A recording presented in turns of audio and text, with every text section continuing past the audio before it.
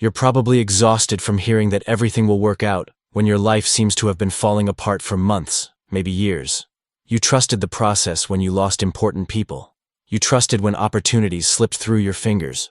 You trusted when you felt lonelier than you ever imagined possible. And now, in the silence of your pain, you're wondering if you weren't just naive, if you shouldn't have fought harder, controlled more, resisted more. But if you're here, watching this video at this exact moment, there's something you need to know. This exhaustion you're feeling isn't a sign of failure. It's the sign that you've reached the end of a cycle that needed to die so something genuinely new could be born. Carl Jung said there's a specific moment in the transformation journey where a person feels like they're losing everything, when in reality they're about to gain exactly what they've always deserved. And you've arrived at this crucial moment. But there's a profound difference between people who give up on the process in the middle of the storm and those who trust until the end. And this difference determines who lives the life they've always dreamed of and who remains trapped in the same patterns forever. Today, I'm going to reveal the exact signs that your reality is changing because you changed first. But prepare yourself, because recognizing these signs will explain everything you've been feeling but couldn't name. So watch until the end, because if you don't understand this now, you might spend the rest of your life thinking you should have done things differently when in reality you did exactly what your soul needed you to do. Do you know that feeling of waking up one day and not recognizing your own life anymore? Like you'd built a perfect existence on paper, stable relationship, respectable job, organized routine, but inside it feels like a golden cage? Jung understood that most people live a borrowed life, following scripts written by others, wearing masks until they forget their own face. And for a long time, this works. The world applauds you for being responsible and reliable. But there comes a moment when something inside you starts to suffocate, and restlessness that grows until it becomes a constant presence, whispering that something's wrong, even when everything seems right. This restlessness is your soul trying to wake you up before it's too late. It's the call to become who you really are, instead of continuing to be what others expect you to be. When you finally stop resisting and decide to trust the process, the first thing that happens isn't relief, it's terror. Because trusting means accepting that you don't have control over how your life will unfold, that you might need to dismantle structures it took you years to build. Jung discovered this when he broke with Freud and was ostracized.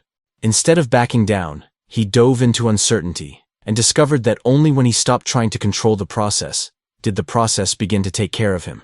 Trusting the process isn't passivity, it's conscious collaboration with the forces working for your evolution. Maybe you're in that phase where everything that was solid began to dissolve. Relationships revealed cracks, work lost meaning, plans didn't work out. Our identity is built around external structures, and when they shake, we question who we are. Jung understood that this dissolution is necessary. Life dismantles outdated versions of ourselves, so something more authentic can emerge. In the middle of this process, you feel lost, because you're no longer who you were, but you haven't yet become who you're destined to be. It's in this empty space that true transformation happens. If you're living this emptiness now, know that you're not alone. You're going through the dark night of the soul, a period where everything that gave meaning seems to have disappeared. Mystics from all traditions mapped this passage because they knew it's not possible to be reborn without accepting the symbolic death of who you thought you were. What hurts most isn't the loss itself, but the feeling of losing yourself. But this symbolic death is a disguised birth, your soul freeing itself from conditioning that kept it prisoner. During this period of dissolution, it's common for you to start questioning everything. Your beliefs, your values, your past choices, your relationships. Nothing escapes the scrutiny of this deep revision. And this can be disturbing because we discover that many of our certainties were actually just ideas we absorbed from others without questioning.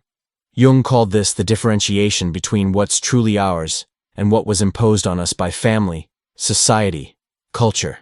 It's a painful process because it means admitting we might have spent years, sometimes decades, living a life that wasn't genuinely ours, that we might have made decisions based on what we thought we should want, instead of listening to what we really wanted, that we might have connected with people trying to be who they needed us to be, instead of being who we really are. This revision doesn't happen linearly or organized. It comes in waves, often in the middle of the night, when you wake up with sudden clarity about something you've been denying for years, or during a casual conversation that suddenly makes you realize you've been faking interest in things that don't actually touch you. It's like your psyche is doing a deep cleaning, bringing to consciousness everything that needs to be reevaluated. And while it's uncomfortable, this revision is deeply liberating. Because for the first time in your life, you have the chance to consciously choose what you want to keep and what you want to let go, to decide which values are really yours and which were just internalized through social pressure. As this internal cleaning progresses, you might begin to notice that certain people in your life can no longer relate to who you're becoming, not necessarily out of malice, but because the dynamic between you was based on old versions of yourselves. And when you change profoundly, some relationships simply can't keep up with this evolution. This can be one of the most painful parts of the process, because it might involve people you love, who were important in your journey, but who now seem to speak a completely different language than yours. Conversations that used to flow naturally become superficial or forced. Activities you did together lose their meaning. And you find yourself in the difficult position of having to choose between being authentic and maintaining certain connections. Jung understood this was a natural part of psychological growth. He said we can't develop genuinely without it affecting our network of relationships. Some people will grow with us, others will be left behind, and some new ones will appear who resonate with who we're becoming. The important thing is not to try to force compatibility where it no longer exists, nor to feel guilty for changing. Because maintaining relationships that no longer serve is a form of self-betrayal. It's choosing convenience instead of integrity. It's sacrificing your growth so as not to disturb others' comfort. And that might seem generous, but it's actually harmful to everyone involved. During this period of profound transition, loneliness can become your most constant companion. Not necessarily physical loneliness, but that existential feeling of navigating unknown territory, without a map, without a guide, often without anyone who really understands what you're experiencing. And this can be scary for people who have always defined themselves through relationships with others, who always knew who they were based on the roles they played for the important people in their lives. Suddenly, you find yourself confronted with the need to discover who you are when you're not trying to be anything for anyone, when you're not fulfilling expectations, meeting others' needs, or maintaining images that no longer correspond to your internal reality.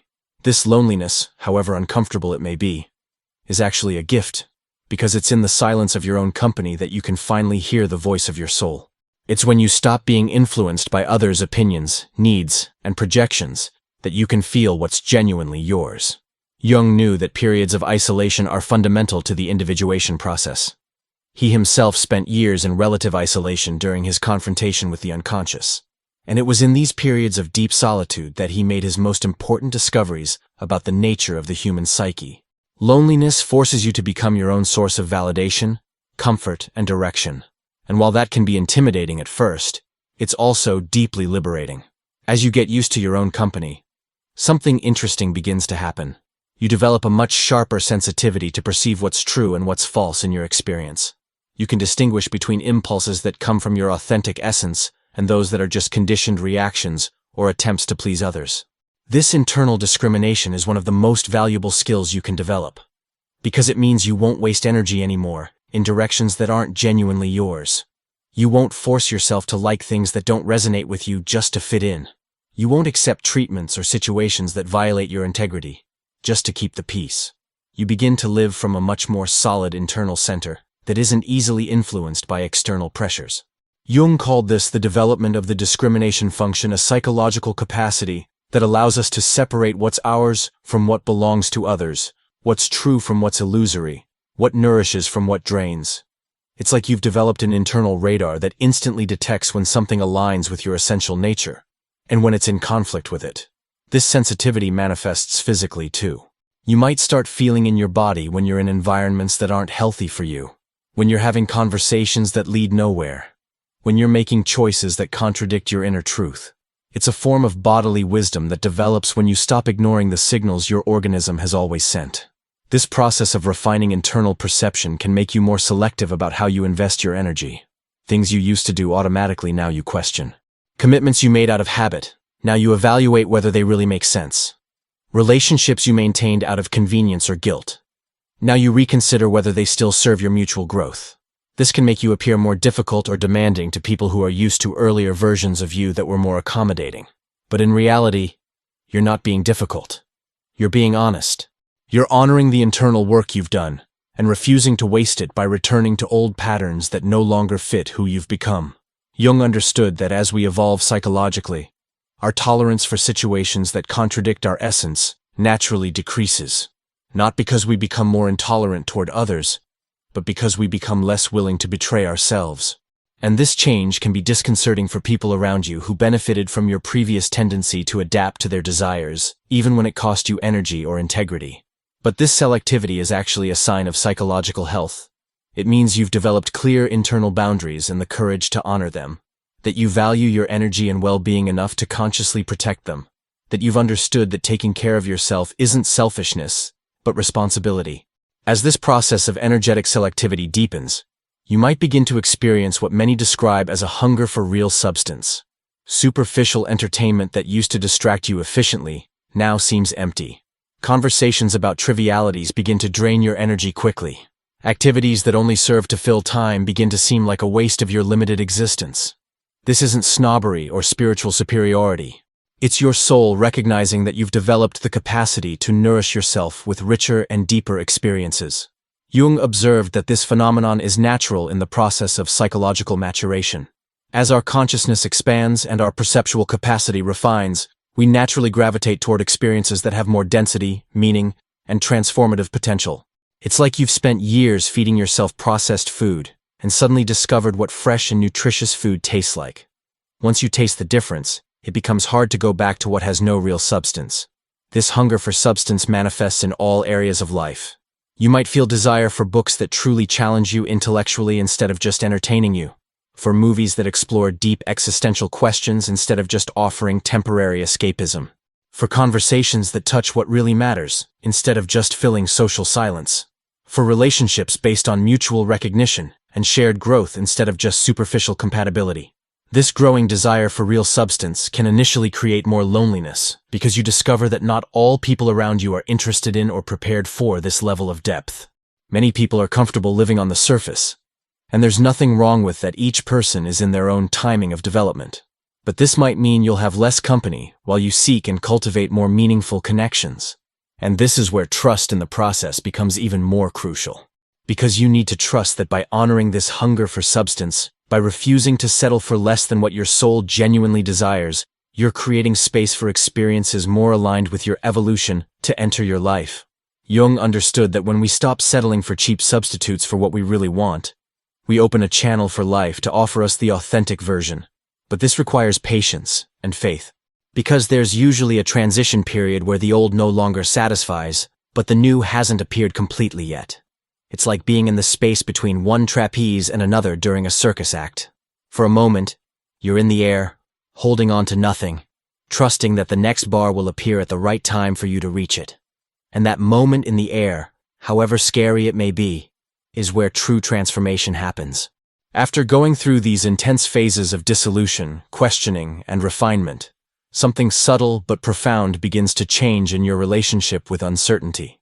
Instead of seeing it as an enemy to be fought, you begin to recognize it as a partner in the growth process. You realize that the moments of greatest discomfort with the unknown were also the moments that preceded your greatest expansions of consciousness and capacity. You develop what Jung called tolerance for ambiguity, the ability to remain present and functional even when you don't have all the answers, even when the future isn't clear, even when you can't control all the factors involved in a situation. This is a very advanced psychological capacity. Most people live in constant anxiety trying to eliminate all uncertainty from their lives, planning obsessively, trying to predict all possible scenarios, seeking guarantees before making any significant decisions. But you've learned through direct experience that uncertainty isn't something to be eliminated. It's something to be danced with. That life's best moments often emerged from situations where you didn't have complete control over the outcome. That your greatest discoveries about yourself happened precisely when you allowed yourself not to know who you were or where you were going. This change in relationship with uncertainty manifests in how you make decisions. Instead of trying to calculate all possible risks before acting, you develop confidence in your ability to navigate through whatever arises. Instead of waiting for absolute certainties, you learn to recognize when something truly resonates with you, even if you can't logically explain why. As this confidence in your ability to navigate uncertainty solidifies, You begin to perceive subtle but significant changes in the quality of opportunities that appear in your life. Not necessarily more opportunities, but opportunities more aligned with who you really are, instead of who you thought you should be. It's as if the universe had been offering things that were perfect for you all along, but you can only recognize them now that you've stopped trying to be someone else. Jung understood there's a deep synchronicity between internal development and external changes. Not in the magical sense that we can manifest anything we desire, but in the sense that when we align with our authentic nature, we naturally become capable of perceiving and taking advantage of opportunities that were always available, but we couldn't see while we were identified with false versions of ourselves. This manifests in very practical ways. Jobs that allow you to use your real talents instead of just your technical skills. Relationships with people who see and appreciate who you genuinely are instead of who you pretend to be. Projects that truly excite you instead of just offering security or status. Not because you've gained special manifestation powers, but because you've stopped wasting energy trying to force fits in places where you didn't belong. Your energy is now available to recognize and nurture connections that are genuinely compatible with your essence. At this point in the process, you might begin to notice you've developed a completely different way of relating to challenges and difficulties. Instead of automatically seeing them as problems to be avoided or solved quickly, you begin to approach them with curiosity, wondering what each difficult situation might be trying to teach you, what capacities it might be inviting you to develop, how it might be serving your growth even when that's not immediately obvious. This shift in perspective doesn't mean you become masochistic or start seeking suffering. It means you've developed confidence in your ability to transform difficult experiences into wisdom and strength. That you've understood through lived experience that some of your greatest growth came precisely from the most challenging moments of your life. Jung observed that people who go through profound transformation processes develop what he called the religious function, not in the sense of institutional religion, but in the sense of a deep reverence for the intelligence operating in life. An understanding that there's meaning and purpose even in the most difficult experiences, even when that meaning isn't immediately comprehensible. You no longer need every situation to make rational sense in order to successfully extract value from it. You've developed a form of wisdom that transcends linear logic, an ability to trust that your life has deep coherence, even when surface events seem random or unfair. As all these internal changes integrate and stabilize, you might begin to notice that your presence in the world has a different quality. People start noticing there's something different about you, even if they can't put their finger on exactly what it is. You're not trying to impress anyone or project a specific image, but there's a solidity, an authenticity, a centered calm that people unconsciously recognize as rare and valuable. This change in your presence isn't something you can fake or manufacture. It's the natural result of having done the deep internal work of reconnecting with your essence, of having gone through the dissolution of false identities and emerged with a clearer understanding of who you really are, of having developed confidence in your ability to navigate through uncertainties and challenges without losing your center. Jung understood that when someone successfully completes significant aspects of the individuation process, it manifests as a natural magnetic quality. Not magnetism in the sense of performative charisma, but in the sense of genuine integrity that people recognize even when they can't articulate what they're perceiving. You become someone with whom others feel safe to be authentic too. Someone whose presence invites depth instead of superficiality. Someone who offers a space where truths can be told, and genuine feelings can be expressed without judgment. Perhaps the clearest sign that your trust in the process is being rewarded is a fundamental change in your relationship with time. The chronic anxiety about the future decreases significantly because you've developed faith in your ability to handle whatever comes up. The persistent melancholy about the past also diminishes because you've understood that everything that happened was necessary to bring you to this point of development. You become more present, more capable of fully inhabiting each moment without the constant mental pressure of always being somewhere else or being someone else. This presence in the current moment isn't something forced or a meditation technique you apply. It's a natural result of finally feeling at home in your own life, of no longer trying to escape from who you are or force your life to be different from what it is. You've developed the ability to find richness and meaning in what's available now, instead of always waiting for happiness and fulfillment to arrive at some future moment when circumstances are perfect. Jung understood that this ability to be present is one of the clearest marks of psychological maturity, because it indicates you've made peace with your own existence, that you've stopped fighting against reality and learned to dance with it, that you've found a way to move through life that honors both your individual needs and your connection to something greater than yourself. If you've made it this far and recognize your own journey in what I've described, then something extraordinary is happening. You didn't just trust the process, you allowed yourself to be transformed by it. And this transformation, however invisible it might seem to external observers, is one of the most significant achievements a human being can reach. Because it means you had the courage to descend into the depths of your own soul, face what you found there, and emerge more whole, more authentic, more aligned with your true nature. The reality around you is changing not because you've gained magical powers, but because you've become a different person. A person who lives from a more solid center, who makes decisions based on inner wisdom instead of fear or social pressure, who naturally attracts experiences more aligned with their essence because they're no longer wasting energy trying to be who they're not. This change might not be dramatic or immediately visible, but it's profound and lasting. And most importantly, now you know you can trust yourself to navigate through whatever life presents. Not because you have all the answers, but because you've developed the ability to find answers as they become necessary. Not because you've eliminated all uncertainty from your life, but because you've learned to find internal stability, even in the midst of external uncertainty. I've created something special for people like you, who had the courage to trust the process, even when everything seemed to be falling apart. The ebooks 21 Days of Transformation with Carl Jung and the Soul Survival Manual, which are practical guides to fully integrate this new version of yourself and live from this place of authenticity and presence you've conquered.